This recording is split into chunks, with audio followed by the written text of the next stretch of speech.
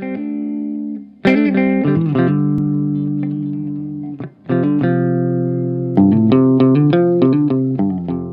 highest grossing film of 2025 wasn't a Marvel sequel. It wasn't a Star Wars spinoff or a Nolan spectacle or a franchise reboot with a $200 million budget.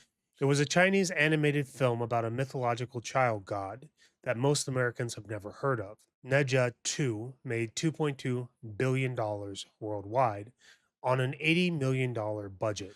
Now, that seems to be less than what Marvel spends on their catering and reshoots. Meanwhile, the most watched title in Netflix history, not the most watched animated title, not the most watched title period, is an animated film that Sony sold to Netflix for $125 million flat before anyone knew what it would become.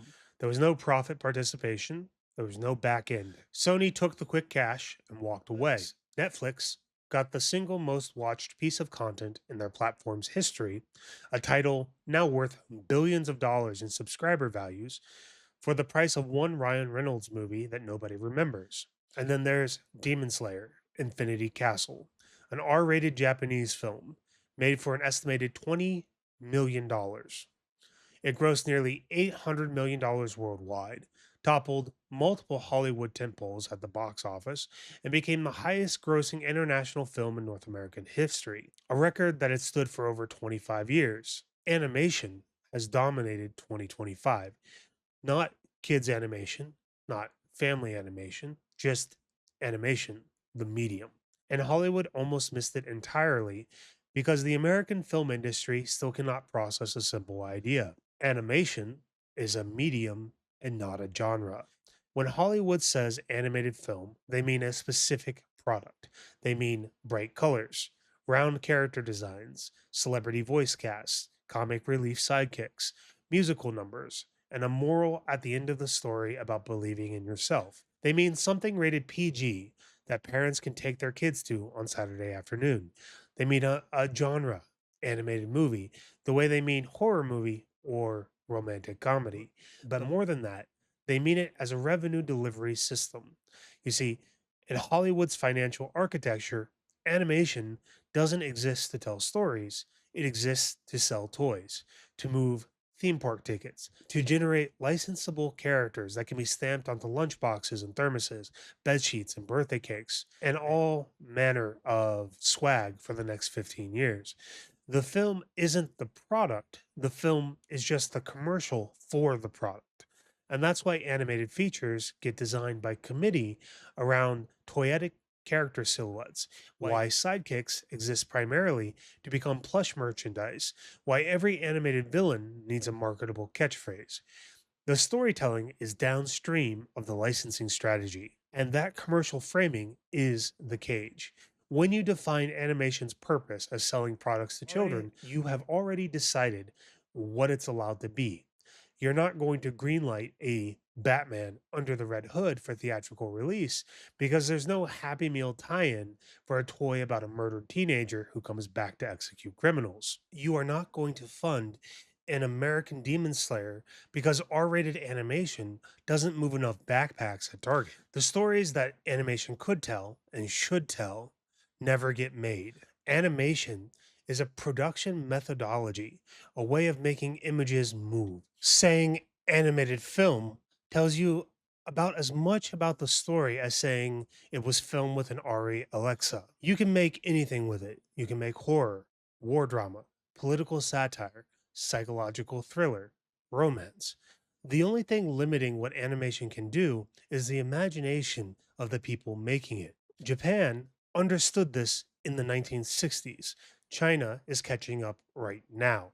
South Korea just delivered a proof of concept that broke every streaming record that exists. The Philippines turned its own folklore into a crime thriller and put it on Netflix. And American studios are still treating animation like it's a kid's meal toy, a loss leader designed to move merchandise and fill ride queues. This isn't a creative problem, it is a categorical one. Hollywood has placed animation in a category, and that category is shrinking the market to a fraction of what it could be. And the wild thing is, Hollywood already knows animation works for mature storytelling. They've done it themselves. Mask of the Phantasm, released theatrically in 1993 and was largely ignored at the box office because Warner Brothers barely marketed it. It has since been recognized as one of the better Batman films ever made, a noir romance wrapped in a mystery, wrapped in a meditation on what Bruce Wayne gave up the night he put on the cowl. More emotionally complex than most of the live action DC catalog combined. And it was made for $6 million. That's the pattern. Under the Red Hood, a dramatic confrontation about whether Batman's entire philosophy is a moral failure. The Dark Knight Returns, Frank Miller's apocalyptic endgame, where Superman fights Batman and the US government is the villain. Justice League, the Flashpoint Paradox, Batman, The Long Halloween, Justice League Dark. None of these are simplified versions of complex stories. If anything, they are now the definitive versions, and half of them would never have been greenlit in live action at any price point. The industry ignored all of this for decades. Then there's the Spider Verse, and this property has probably made ignoring it impossible going forward. Marvel's own crown jewel of the last decade isn't an Avengers film. It's Into the Spider-Verse, a movie that won the Oscar for Best Animated Feature and is now widely considered the best Spider-Man film ever made. And that includes the live action ones. Its sequel, Across the Spider-Verse, went even further, a film so visually inventive that every frame operates as art that no live action production could replicate on any budget. Both films succeed specifically because they leaned into animation as an advantage instead of a limitation. The multiverse concept doesn't just work in animation, it only works in animation because each universe can have its own visual language, its own texture, its own rules of physics. Live action cannot do that. It would just be the same actors in different costumes standing in front of different green screens. Both studios have spent 30 years proving that their animated divisions are their most consistently excellent storytelling arms, and both have treated them as the minor leagues the entire time. You know, for at least as long as I've been alive, as far as I can remember, there's pretty much always a Batman show on. There's pretty much always a Spider Man show on. These properties don't just survive in animation, they thrive there. The question was never, can these stories work in animation? The question is, why anyone assumed they needed to leave? And now look at what the global market has told us. Of the top three animated films of 2025 worldwide, two of them are not family films. Neja 2 is a mythological action epic aimed squarely at adults. Demon Slayer is rated R and features characters being decapitated, consumed, and impaled. Only Zootopia 2 fits the mold that Hollywood expects. These aren't outliers. They are the market. But the budget numbers are where this stops being interesting and starts being humiliating. Demon Slayer, on that $20 million budget, outgrossed Superman, outgrossed Fantastic Four, First Steps, outgrossed both of them combined and still had runway. Ufotable, the Japanese studio behind it, employs an in-house model with long-term staff, meticulous crafting, and a production philosophy built around not outsourcing the product. They delivered one of the year's biggest films for less than what a Hollywood movie spends on pre-visualization. Chainsaw Man, the movie, Reza arc, $4 million budget, $158 million worldwide. That's a 38x return on investment. You cannot find that ratio anywhere in live action filmmaking. Neja 2 returned 27 times its budget. The film single handedly shifted Gower Street Analytics' global box office projections for 2025 up by $1 billion. And then there's the streaming side. K-Pop Demon Hunters wasn't the biggest animated title on Netflix, it was bigger than everything else put together. Over 540 million views, 25 consecutive weeks on the charts, 20.5 billion minutes of watch time. Its second half viewership alone exceeded the combined totals of the next three most watched movies across all of Netflix's semi annual reports. Four of its songs hit the Billboard Top 100, and it's being developed into a franchise by Netflix. not Sony, because Sony sold away its participation before the film existed. This is what the market looks like when animation isn't artificially constrained to one audience demographic. So, if animation works this well, if it's cheaper, more versatile, demonstrably capable of generating blockbuster returns across every age group and every market on earth, why does Hollywood keep trying to escape it? And the answer is a reflex born of a psychological fallacy, the belief that realism equals resonance. Hollywood operates on an unspoken hierarchy of legitimacy. Live action sits at the top, animation sits below it. And the instinct every single time a piece of animation succeeds is to look at the numbers and think, imagine how much more this would hurt if we saw real human eyes crying. They view stylization as a veil between the audience and the story, something to be pierced and overcome and evolved beyond. That instinct has produced one of the most consistent losing streaks in modern entertainment. The Ghost in the Shell is the textbook case. The 1995 anime movie is one of the most influential science fiction films ever made. It directly inspired The Matrix.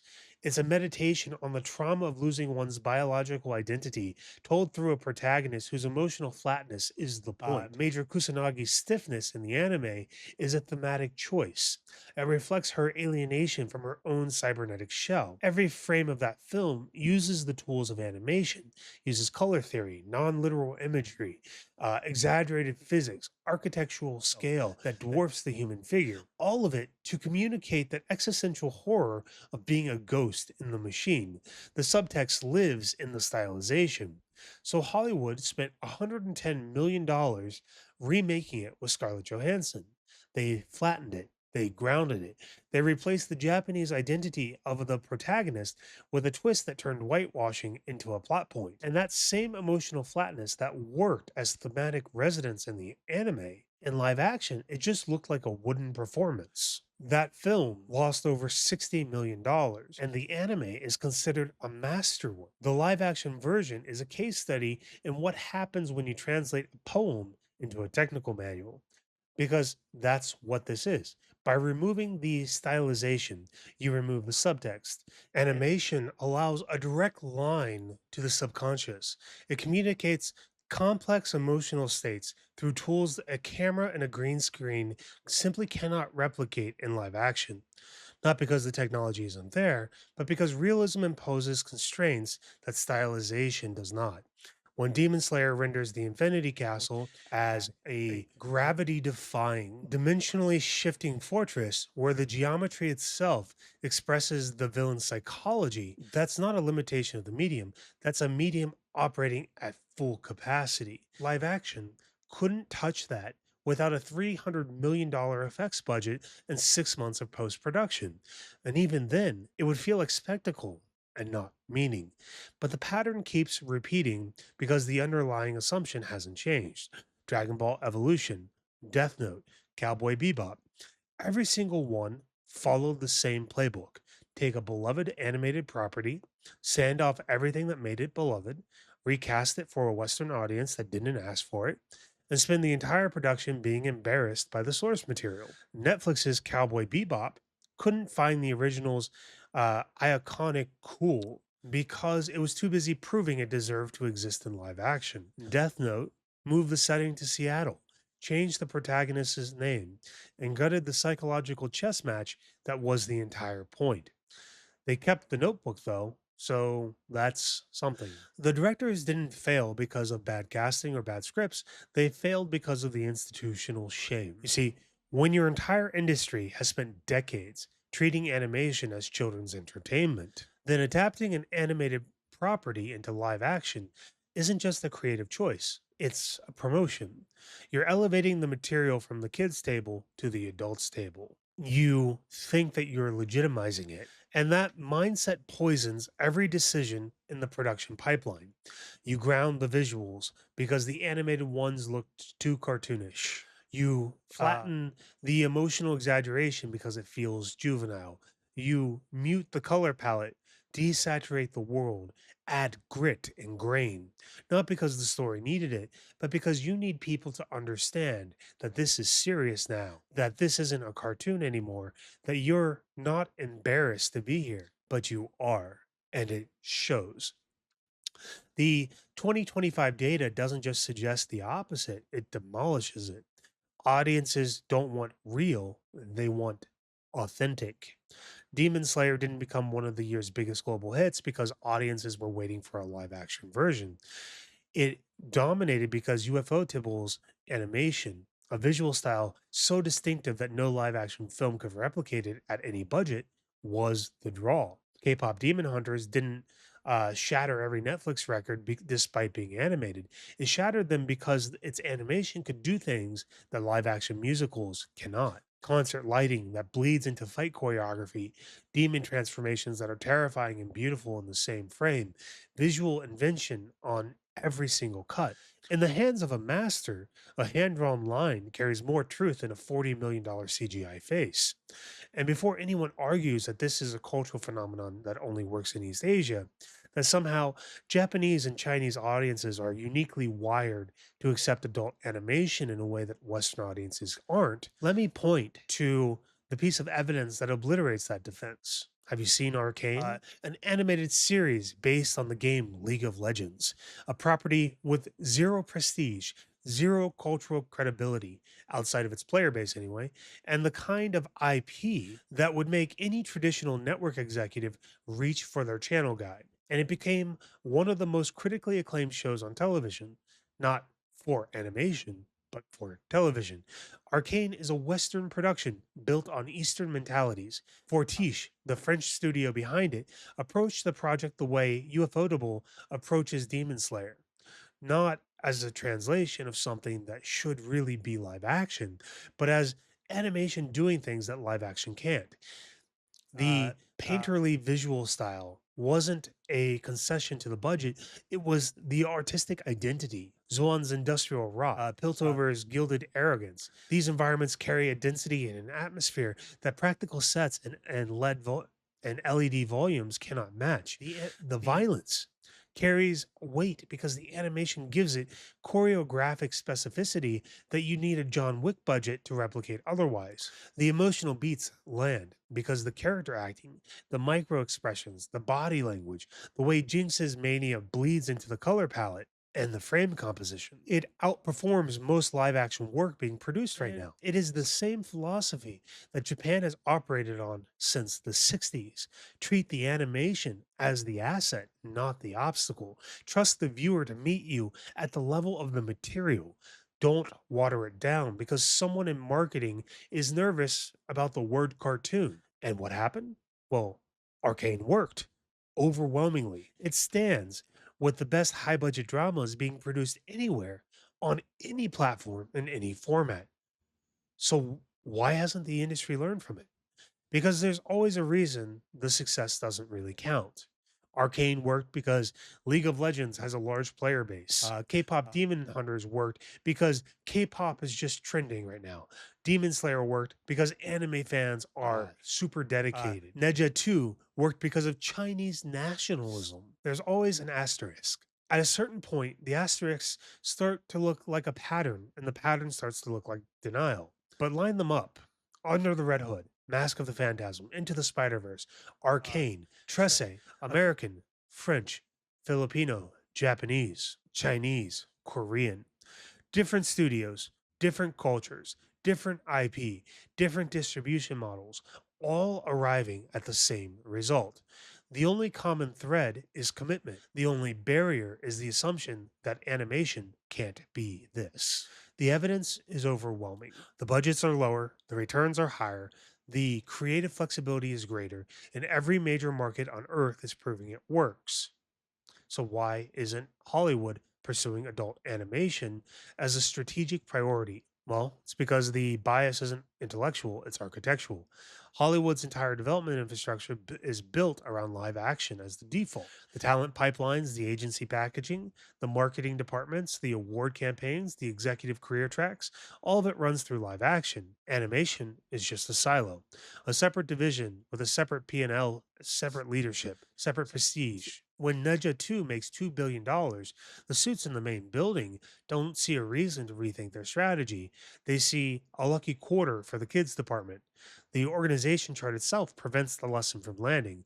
The rest of the world already operates on that model. Studio Ghibli, Ufotable, Mappa, Wit Studio. These aren't animation studios in the way Hollywood uses the term. They're production powerhouses that happen the work in animation, the way Paramount happens the work in live action. They make war stories, love stories, psychological horrors, political dramas, coming of age epics, crime thrillers. The story defines the genre, the medium is just the tool. The question is whether Hollywood ever will. Animation isn't a compromise. It's not a stepping stone to live action. It's not a development tool for the real version. It's not a children's medium that occasionally and accidentally produces something adults can enjoy. It's the most versatile visual storytelling tool that exists. And if you think this is just an industry problem, if you think animation being treated as a kids medium doesn't affect the stories you actually watch, I'm going to spend this series showing you exactly how wrong this is.